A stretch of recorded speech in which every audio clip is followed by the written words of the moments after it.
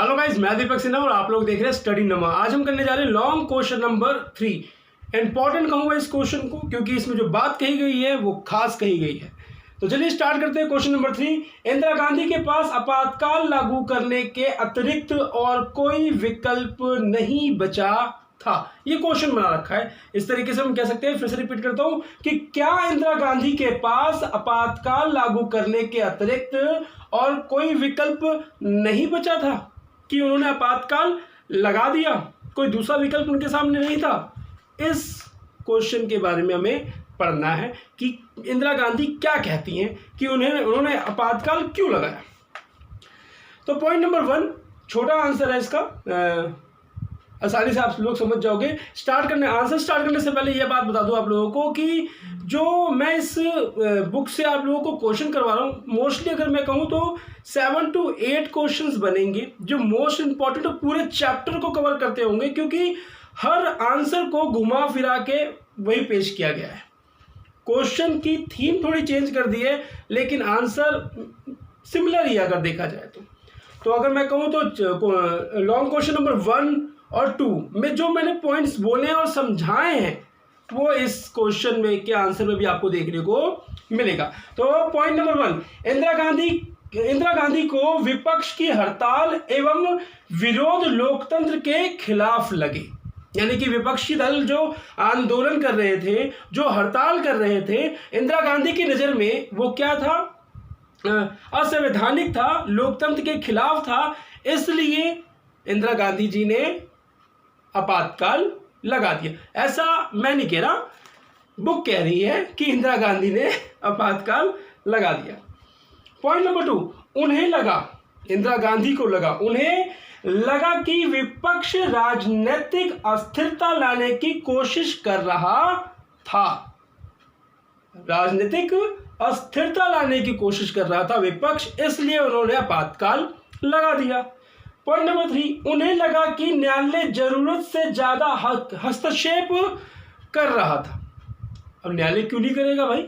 अगर आप संविधान के खिलाफ जाओगे, संविधान के खिलाफ आप रूल रेगुलेशंस बनाओगे, संशोधन इस तरीके के करोगे जो संविधान के खिलाफ होगा, तो न्यायालय तो बीच में आएगा ही आएगा।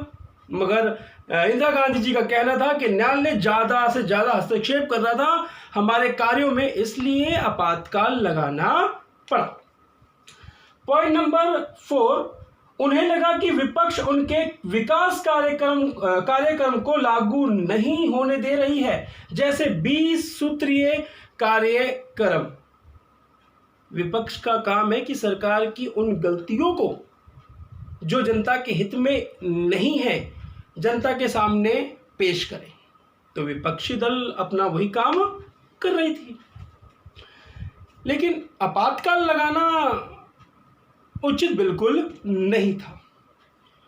लास्ट पॉइंट, उन्हें लगा कि कुछ गैर संवैधानिक ताकतें उनकी सरकार को गैर संवैधानिक तरीके से हटाने की कोशिश कर रही थी। ये उनका मानना है, हालांकि ऐसा कुछ भी नहीं, क्योंकि विपक्षी दल जिस हिसाब से अपना कार्य करती है वो तो करती ही है, लेकिन इसका मतलब ये नहीं कि सत्ता में बैठी हुई सरकार आपातकाल का सहारा ले ले। अब मैं एग्जाम्पल छोटा सा आज के टाइम का दूं।